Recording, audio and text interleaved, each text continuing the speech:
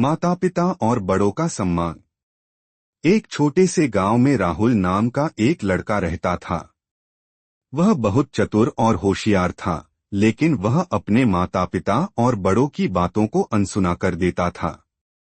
जब भी उसके माता पिता उसे कोई सलाह देते, वह उनकी बातों को नजरअंदाज कर देता और अपनी मनमानी करता। मिट्टी का घड़ा। एक दिन राहुल के पिता ने उसे मिट्टी का एक घड़ा दिया और कहा, बेटा, इस घड़े का ध्यान रखना। यह हमारे परिवार के लिए बहुत महत्वपूर्ण है। राहुल ने घड़े को खेलते खेलते गिरा दिया और वह टूट गया।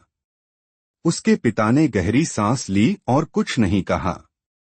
कुछ दिनों बाद उसके पिता ने उसे एक लोहे का घड़ा लाकर दिया और कहा, इसका भी ध्यान रखना।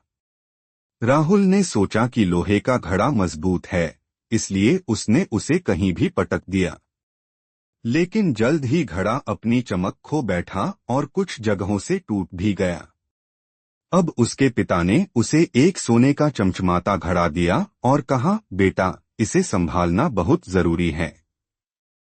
यह हमारे पूर्वजों से हमें मिला है। इस बार राहुल ने घड़े का बहुत ध्यान रखा, उसे साफ रखा और संभाल कर रखा। पिता का सबक। कुछ महीनों बाद राहुल के पिता ने उससे पूछा, क्या तुमने इन घड़ों से कुछ सीखा? राहुल ने कहा, हाँ, मुझे समझ में आया कि जो चीज कीमती होती है उसे हमें हमेशा संभाल कर रखना चाहिए। पिता ने मुस्कुराते हुए कहा, बिल्कुल सही बेटा। इसी तरह हमारे माता पिता और बड़े हमारे जीवन के सबसे कीमती लोग हैं। जैसे तुमने सोने के घड़े का ध्यान रखा, वैसे ही हमें अपने बड़ों का सम्मान और ध्यान रखना चाहिए। राहुल को अपनी गलती का एहसास हुआ। उसने वादा किया कि वह अब अपने माता पिता और बड़ों का सम्मान करेगा। पाठ।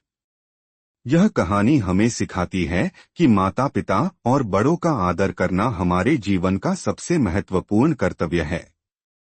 उनका अनुभव और मार्गदर्शन हमें सही रास्ता दिखाते हैं।